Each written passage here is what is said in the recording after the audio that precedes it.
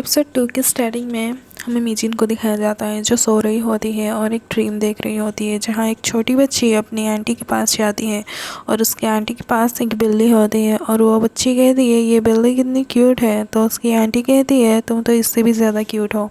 फिर उसकी नींद टूट जाती है और वो एक रूम में जाती है। एक मिसिंग पोस्टर होता है जिसमें मिसिंग इमसन लिखा होता है।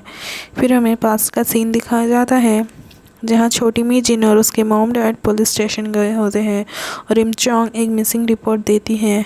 तो मीजिन के डैड कहते हैं हमें ये सब बंद करना चाहिए, तो उसकी मॉम कहती है कि मैं अपने बहन को ढूंढ के रहूँगी और वो लोग वहाँ से चले जाते हैं। फिर अगले सीन में सुबह मीजिन काम के लिए निकलती है तो उसकी मॉम कहती है इतनी सुबह क्यों जा रही हो, कुछ खा के जाओ। तो मीजिन कहती है आज ऑफिस का फर्स्ट डे है तो मुझे जल्दी जाना पड़ेगा। फिर 6 बज जाते हैं और वो भागते हुए घर से निकल जाती है और वो इंसान बन चुकी होती है। फिर वो ऑफिस पहुंच जाती है जहां उसके जैसे और भी बहुत इंटर्नी थे और डिप्यूटी चीफ उन सबको उनके आईडी कार्ड देते हैं। फिर एक लेडी इमसान को 3rd फ्लोर क्लीन करने को कहती है और स्पेशली रूम नंबर 307 को क्लीन करने को बोलती है क्योंकि वहाँ आज एक नए प्रोसिक्यूटर आने वाले हैं। तो इमसान म्यूज़िक ऑन करके काम करने लगती है और रूम नंबर 307 को क्लीन करने लगती है और क्लीन करते करते डांस करने लगती है तो वहाँ जियोंग आ जाता है। फिर इमसान जियोंग को देखकर घबरा जाती है और गिरने वाली होती है तो जियोंग उसे पकड़ लेता है, पर इमसान का हाथ एक कैक्टस पर लग जाता है तो इमसान और जियोंग दोनों चिल्लाने लगते हैं।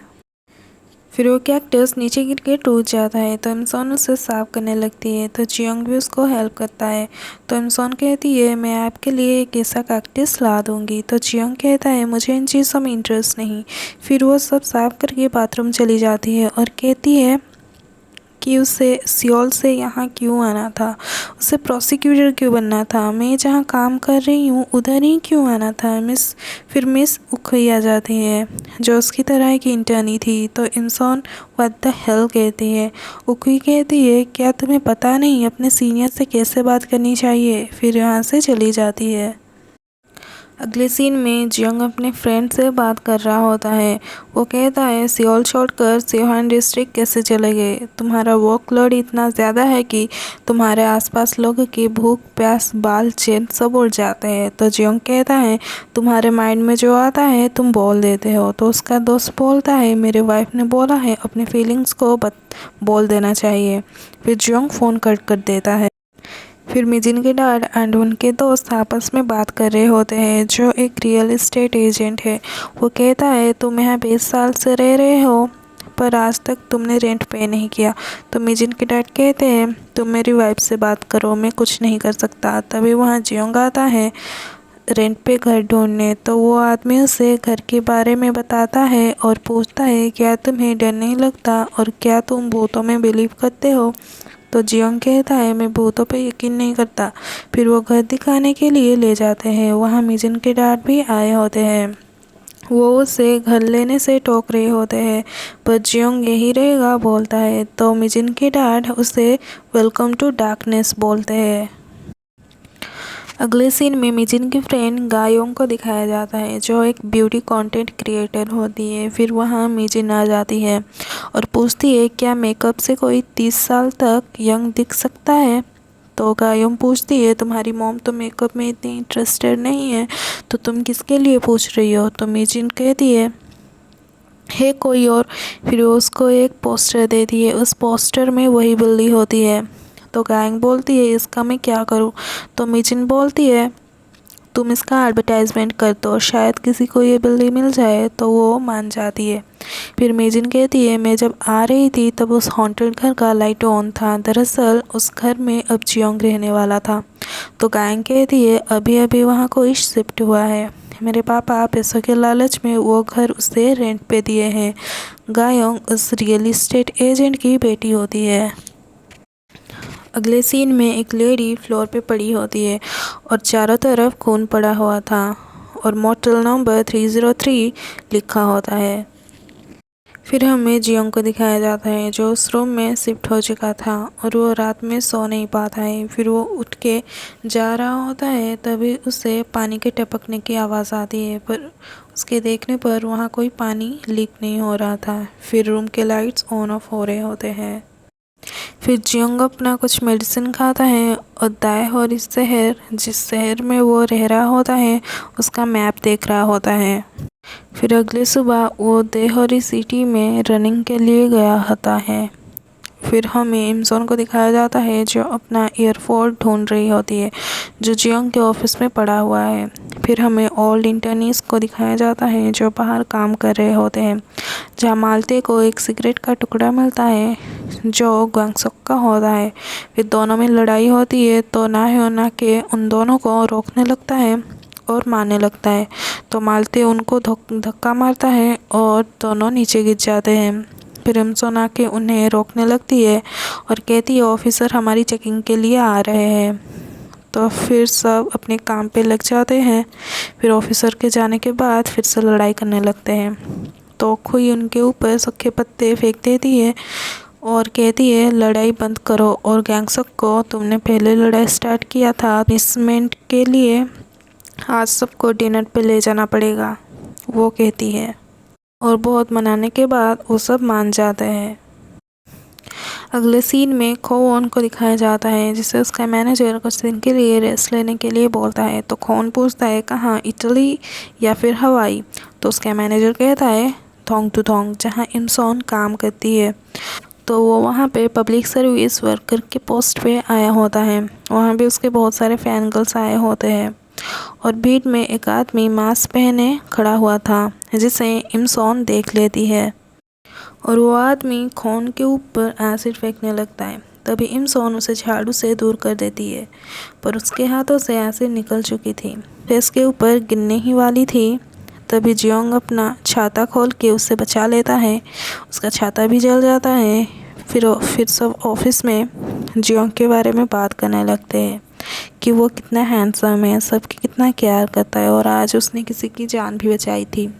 तो एक लड़की जो साइड में बैठ कर ये सब सुन रही थी वो कहती है जब वो काम करता है तभी वो हैंडसम लगता है, वरना वो 24 घंटे में से 20 घंटे बस काम ही करता रहता है और उसके पास बातों के लिए टाइम नहीं है। अच्छा होगा कि तुम लोग उसके ज़्यादा क्लोज मत जाओ, ये कहकर वो वहाँ से चली जाती है।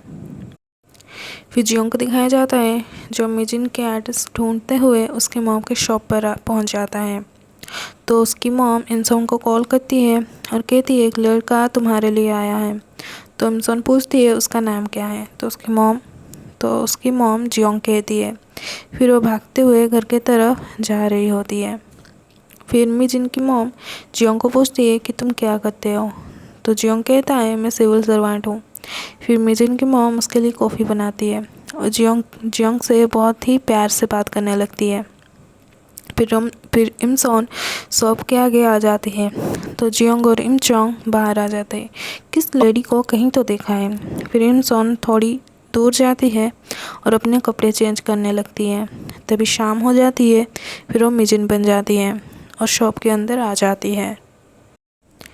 फिर वो जियोंग को बाहर ले आती है और पूछती है क्या तुमने मेरी मॉम को उस दिन के बारे में सब बता दिया? तो जियोंग कहता है तुम फिक्र मत करो, मैंने कुछ नहीं बताया। तभी मिजिन की मॉम उन दोनों को दूर से देख रही होती है और खुश हो रही होती है। जियोंग कहता है तुम मुझे 1996 में बॉर्न हुई लगती हो। तो मिजिन पूछती है तुम्हें कैसे पता चला? तो वो कहता है मेरे डॉक्यूमेंट्स तुम्हारे डॉक्यूमेंट से एक्सचेंज हो गए हैं। तो मिजिन कहती है उसके लिए तुम इतने दूर क्यों आए, मुझे फ़ोन कर लेते तो मैं तुम्हें वो लौटा देती। तो जियोंग कहता है मैंने तुम्हें तो फ़ोन किया था पर तुमने मुझे गाली देकर फ़ोन कट कर दिया था और ब्लॉक भी कर दिया था। तब मिजिन की डैड और उनके फ्रेंड उन दोनों को देख रहे होते हैं। तब मिजिन के डैड उन दोनों के पास जाने लगते हैं तो उनके फ्रेंड उसे रोक लेते हैं और कहते हैं सब कुछ सही चल रहा है, तुम क्यों उनकी लव लाइफ को ख़राब कर रहे हो, और रोक लेते हैं। फिर हमें फ्लैशबैक दिखाया जाता है जहाँ उस रात वो अपने सारी बुक्स को जला रही होती है, उसके साथ वो डॉक्यूमेंट्स भी जला देती है। तो जियोंग कहता है तुमने मेरी इंपॉर्टेंट डॉक्यूमेंट्स को जला दिया बिना मेरी परमिशन के। तो मिजिन उससे सॉरी बोलती है और कहती है तुम जो कहोगे मैं वो सब करूँगी। पर जियोंग वहाँ से जाने लगता है तो मिजिन उसे कहती है मैं तुम्हारे डॉक्यूमेंट्स तुम्हें ढूंढ कर दूँगी। फिर उसे याद आता है कि उस दिन बारिश हुआ था तो डॉक्यूमेंट्स नहीं चले होंगे और जियोंग को लेकर एक बुक स्टोर में जाती है जहाँ वो दोनों डॉक्यूमेंट्स ढूंढने लगते हैं और जियोंग बार बार मिजिन के सामने आ जाता है जिसकी वजह से मिजिन चौंक जाती है। अगले सीन में मिजिन के डैड मिजिन के लिए बहुत परेशान होते हैं। वो उसे कॉल करने वाले होते हैं तो मिजिन की मॉम कहती है पहली बार वो किसी लड़के के साथ है, उसे उसके टाइम एंजॉय करने दो। तो उसके डैड कहते हैं वो एक स्ट्रेंजर के साथ है, तुम्हें फ़िक्र नहीं हो रही है। तो उसकी मॉम कहती है तुम क्या चाहते हो कि वो बूढ़ी होने तक अपनी मॉम डैड की सेवा करे। तो उसके डैड कहते हैं ऐसा कुछ नहीं, ग्रैंड चिल्ड्रन होना भी अच्छी बात है।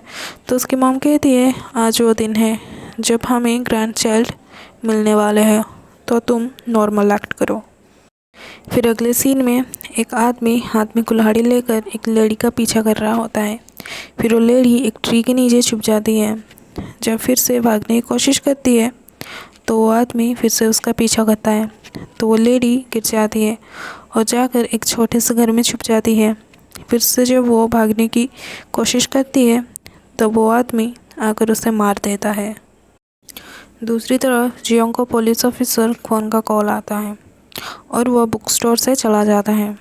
मिजिन को भी जियोंग के डॉक्यूमेंट्स मिल जाते हैं पर जब वो जियोंग को ढूंढ रही होती है जियोंग वहाँ नहीं होता है।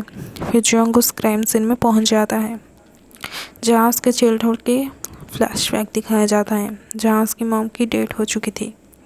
फिर दूसरे ऑफिसर जियोंग को वहाँ क्यों आए हैं बोलते हैं तो जियोंग कहता है आप फिक्र मत करें, मैं आपका केस चुराने नहीं आया हूँ। दरअसल जियोंग ने ख्वान को कहा था कि ऐसा कोई सीन हो तो मुझे फ़ोन करना। फिर मिजिन उसका इंतज़ार करती है और बाद में उसको टेस्ट करती है कि मैंने तुम्हारा इंतज़ार किया और अब मैं घर जा रही हूँ। फिर वो वहाँ से चली जाती है। ऑफिसर ख्वान कहते हैं कि एक बूढ़े आदमी ने उन्हें इन्फॉर्म किया कि यहाँ क्राइम हुआ है और क्रिमिनल ने जानबूझकर बॉडी का बुरा हाल किया है कि लोग इसे देख सके। दूसरी तरफ जियोंग क्राइम कैसे हुआ होगा उसको एनालाइज कर रहा होता है। फिर एनालाइज करते हुए वो पानी के अंदर जाता है जहाँ उसे ब्लड के स्टेन नज़र आते हैं तो क्रिमिनल भी वहीं पर होता है। जब जियोंग थोड़ी दूर जाता है तो क्रिमिनल वहाँ से भागने लगता है और अपनी गाड़ी में बैठकर भागने लगता है और वो देओरी शहर की तरफ जाता है। तो जियोंग ख्वान को फ़ोन करके सारे गेट्स बंद करने को कहता है। फिर मिजिन के मैसेज पढ़ता है जहाँ वो घर वापस जा रही है लिखा होता है और क्रिमिनल भी देओरी शहर जा रहा होता है। फिर जियोंग मिजिन को कॉल करता है पर उसका नंबर तो ब्लॉक्ड होता है। तो जियोंग जंगल के रास्ते से देओरी के लिए भागता है। इस तरह मिजिन अकेले चल के घर जा रही होती है और बीच रास्ते में जियोंग का डॉक्यूमेंट चेक कर रही होती है कि इसमें ऐसा क्या है जो उसने मुझे ढूंढने पर मजबूर कर दिया। फिर जब डॉक्यूमेंट्स देखती है जहाँ बहुत सारी लेडीज़ की मिसिंग केस थी तभी क्रिमिनल अपनी कार में मिजिन के पीछे आ गया था और जियोंग भी वहाँ आ चुका था। फिर जियोंग उससे मिजिन बुलाकर आवाज़ देता है और वहीं पे मिजिन पीछे मुड़ती है और डॉक्यूमेंट्स के पेपर ऊपर उठते हैं। और यहाँ हमारा एपिसोड 2 का दी एंड होता है और इसके आगे क्या होगा ये पता चलेगा हमें एपिसोड 3 में। तो मिलते हैं आपसे अगले एपिसोड में। अगर आपको ये एक्सप्लेनेशन की वीडियो अच्छी लगी हो तो वीडियो को लाइक करें, कमेंट करें और शेयर करें और ऐसी हिंदी एक्सप्लेनेशन की वीडियोस के लिए चैनल को सब्सक्राइब करते हैं।